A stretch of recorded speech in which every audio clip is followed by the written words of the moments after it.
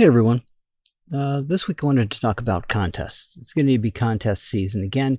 Either contests being open, like the International Photography Competition at PPA, or others will open up later in the fall. If you are not a member of the Professional Photographers Association, I would highly recommend it, as there are benefits that come with membership, including insurance.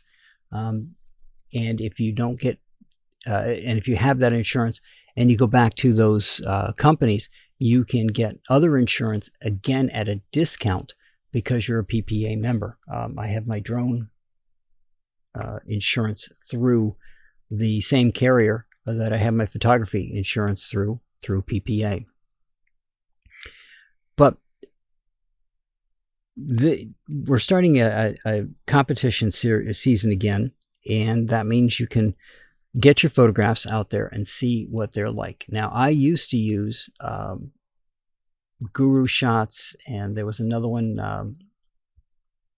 that was out there that allowed you to put your photographs up and have your peers judge them and vote on them.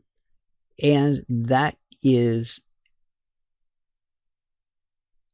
humbling in a way, in that you'll see if there's a market out there for your style. At the same time, it gives you a unbiased opinion of your photographs.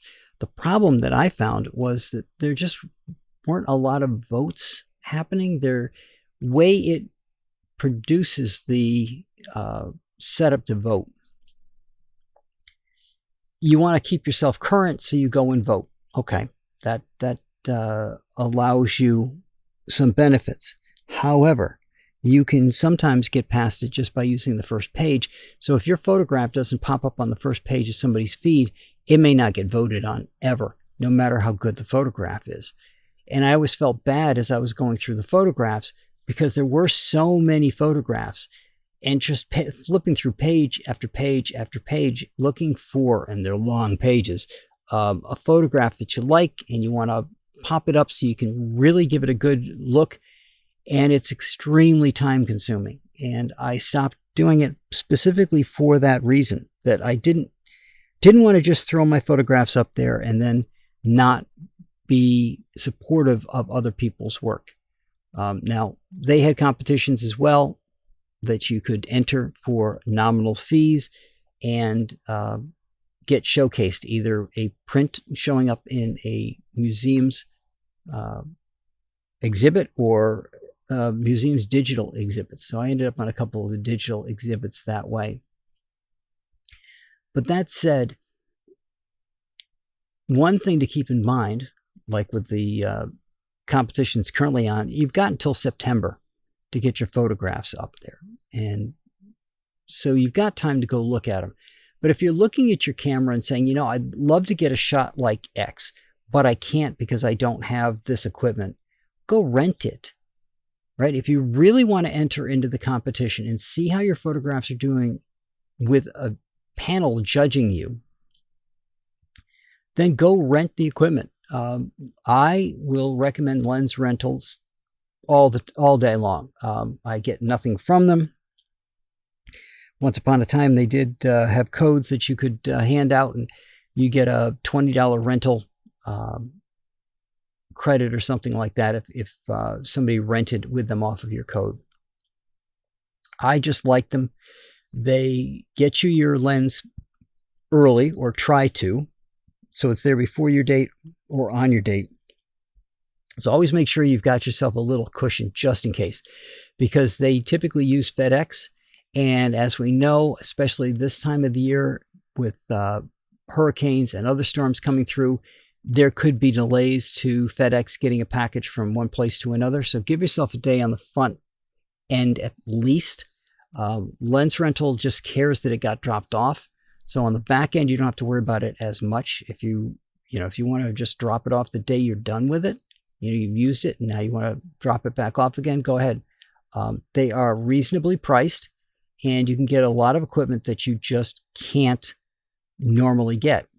That said, take out the insurance on it just in case, Now, I already have insurance, but I don't want it to have to be used on the rentals if possible. If I go grab a lens, and some of those lenses are really pricey, you could, in theory, rent a $10,000 lens. It's going to cost you quite a bit to rent it, but it's going to cost you even more if something happens to that lens and you don't have insurance on it. So make sure you've got the insurance in place when you get them, and give yourself a day or two in advance.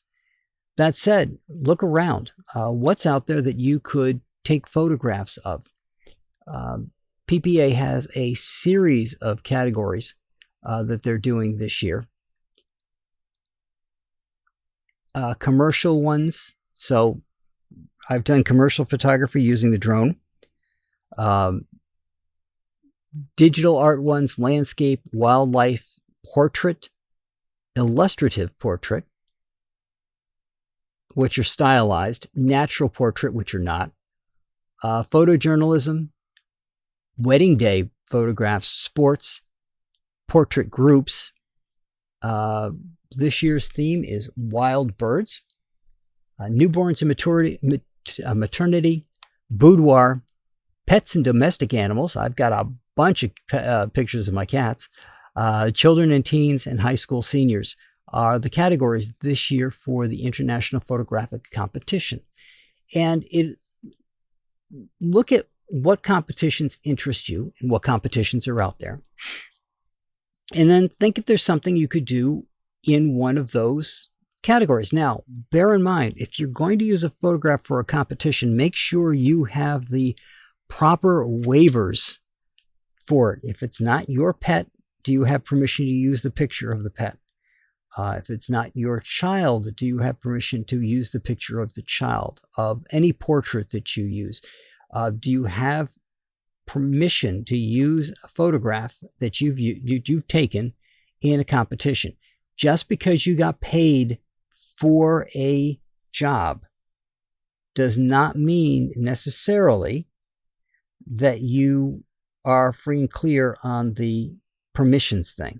I always make sure that if there's anything that I've shot that I really want to use someplace else, I create a second contract up if needed. If it's not something that's public, for example, like a garden, I want to make sure that I've got something that covers me.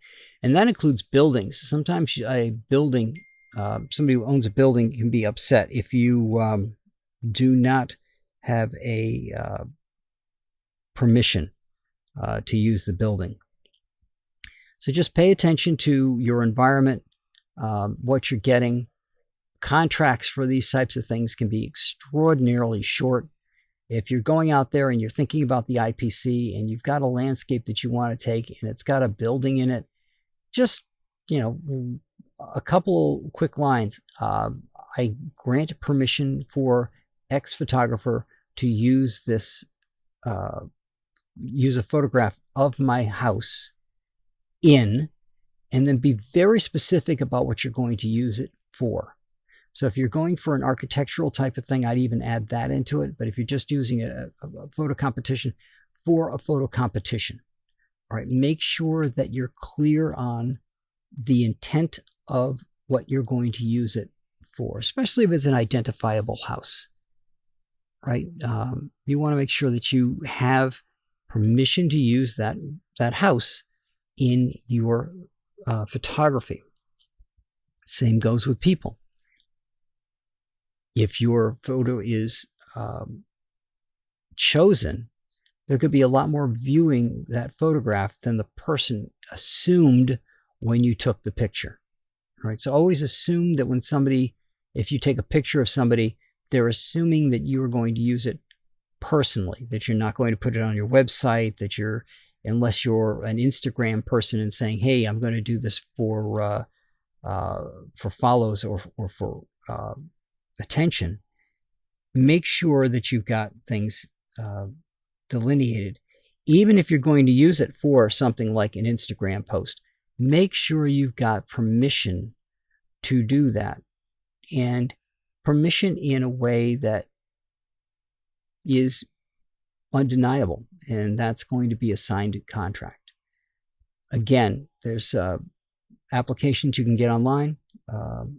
I've used a couple that will pop up you can pop in a boilerplate, type in some information about what the person is, it makes it up. They sign at the bottom, they get an emailed copy, you get an emailed copy, and you've got the copy that's on the device, and everybody's covered. Right? And you want to make sure that the person has a copy of it as well, so that there's no, well, I signed it, but I don't remember what it said. Well, you signed it and you got a copy.